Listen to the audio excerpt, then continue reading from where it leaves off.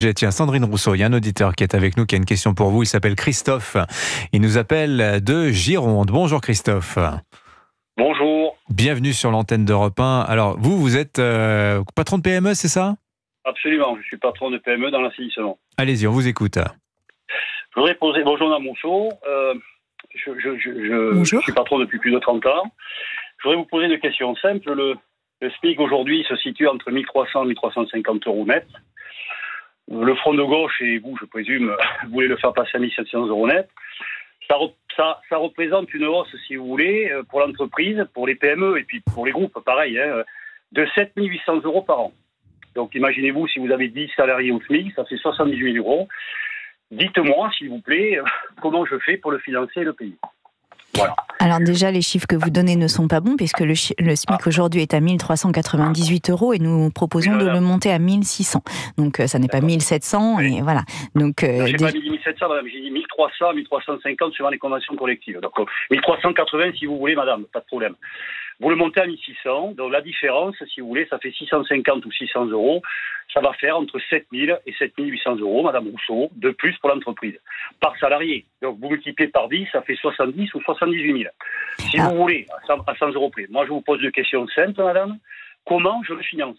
Si vous me laissez y répondre, je veux bien vous répondre. Je vous en prie, madame. Donc je dis de 1398 euros actuellement à 1600 euros, que ces 1600 euros de toute façon seraient atteints par les calculs normaux d'augmentation des SMIC, du SMIC dans les 2 années. Donc en fait c'est une accélération de l'augmentation et nous avons prévu 15% de hausse du SMIC en 2 ans. Nous avons prévu, non mais sur les 3-4 ans, enfin c'est une accélération, c'est pas non plus une révolution.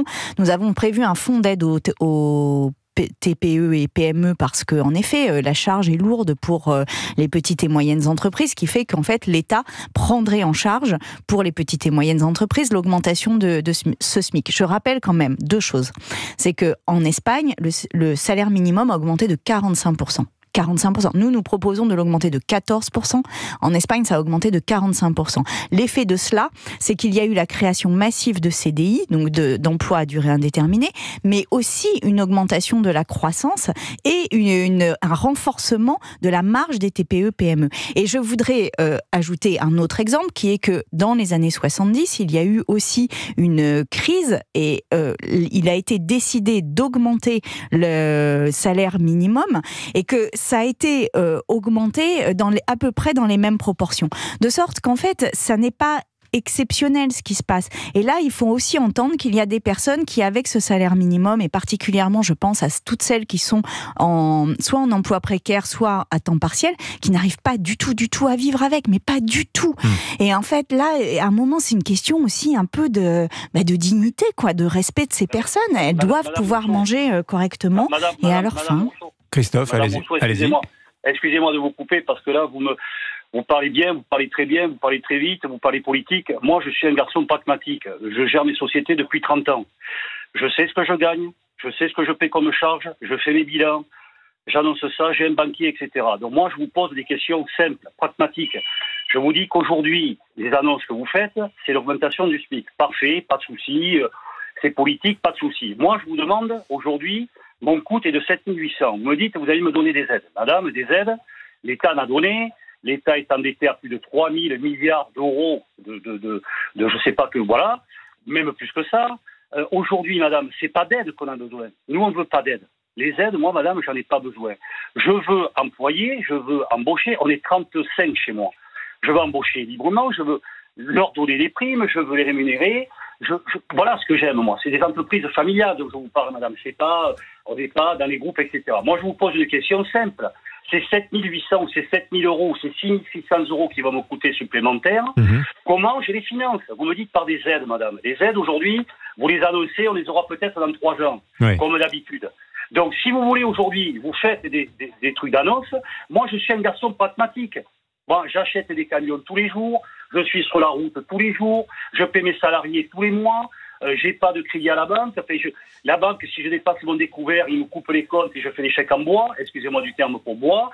Mais vous aujourd'hui, vous avez la banque, excusez-moi le terme, c'est open bar, vous ouvrez tout et vous nous expliquez que par des beaux discours en Espagne. Moi, je suis pas en Espagne, Et d'ailleurs, vous remarquerez que les Espagnols, ils viennent travailler chez nous, notamment dans le bâtiment. Donc, je pense qu'il y a une raison. Bon, merci. Maintenant, madame, c'est pas ça le débat. C'était ce que je voulais demander. Comment je finance ça? On va poursuivre la conversation. Déjà, moi, je n'ai pas les mêmes chiffres que vous sur les 7 800 €. Oui, et la deuxième chose... non, mais après, si vous ne voulez pas être dans le débat, nous ne sommes pas dans le débat. Et je peux vous le calculer, si vous voulez, madame, en direct. Bon, donc, je vous dis que... 1350 €.